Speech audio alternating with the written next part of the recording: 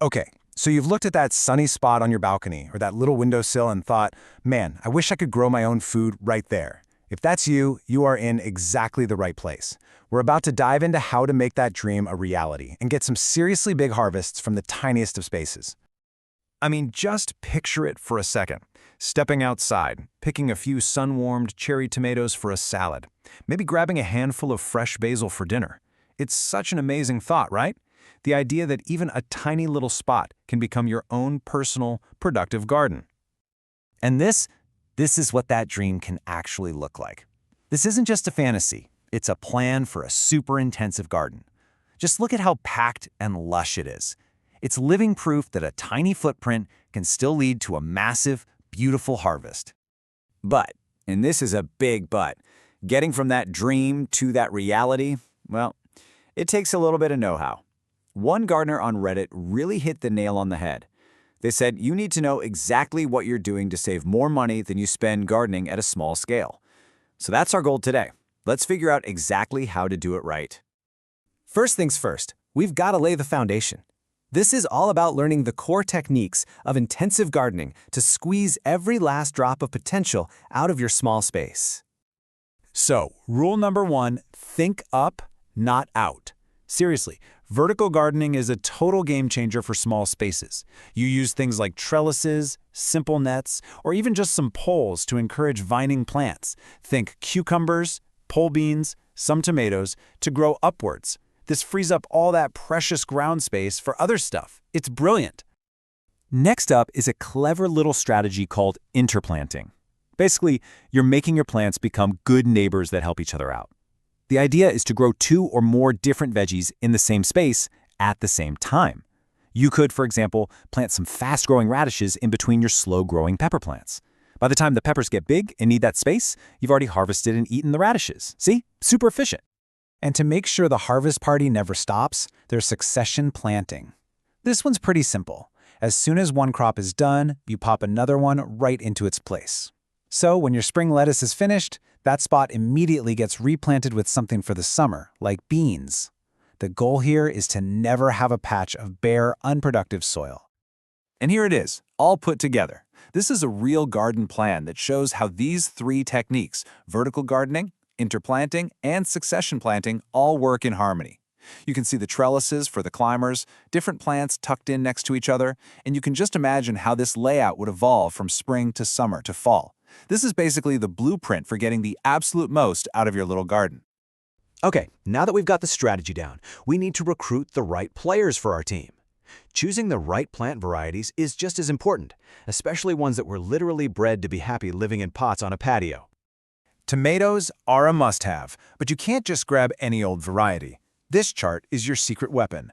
Pay close attention to the type and container size columns. See those determinate types, like Patio Princess? They grow to a specific, compact size and then stop, which makes them perfect for a 5-gallon pot. But the indeterminate ones, like Sweet Million, are vines that just keep on growing.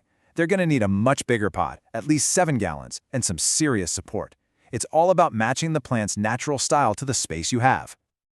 But hey, your balcony buffet doesn't have to be all tomatoes. Peppers are another absolutely fantastic choice for containers. So many of the compact varieties are just incredibly productive, giving you a ton of colorful fruit without trying to take over your whole patio. Let's talk about the shishito pepper. This is a perfect example. The plant itself stays pretty small, only about 2 feet tall, but it's an absolute powerhouse. You'll get an early harvest, and it just keeps on giving. One pro tip though, while it stays short, it does like to spread its branches out a bit, so give it some elbow room in its pot. Okay, so we've got our techniques and our plants. Now let's get even smarter and talk about creating powerful partnerships in the garden. Let's talk about companion planting. So companion planting, it's this age-old wisdom about creating these little plant communities where everyone helps each other out. And it's not just some old folklore either. There's real science here. Certain plants release chemicals from their roots or leaves that can help their neighbors by warding off pests, attracting good bugs, and even improving their growth. And this chart shows some of the greatest hits. These are proven, powerful pairs. For example, planting basil near your tomatoes actually releases compounds that help prime the tomato's own defense system. So cool! The strong smell from rosemary's oils can help keep aphids away from your peppers. And radishes can act as a decoy or a trap crop, luring pesky cucumber beetles away from your precious cucumbers. This whole idea of a plant community even changes how we space them. Forget those traditional farm rows with all that wasted space in between. In an intensive garden, you use a grid pattern. Why? Because as the plants grow, their leaves create this canopy, a living mulch that shades the soil.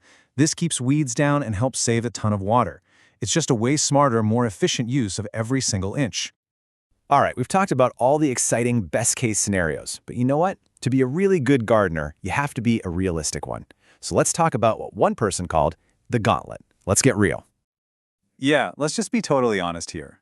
As Reddit user Bunches of Kittens puts it, your plants will get sick.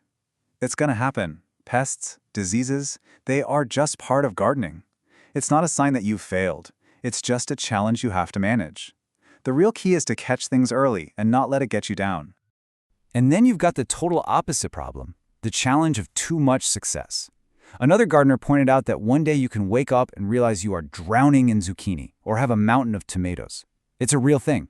So having a plan for what you're going to do with all that bounty, whether you preserve it, cook it, or give it away, is a really fun part of the journey.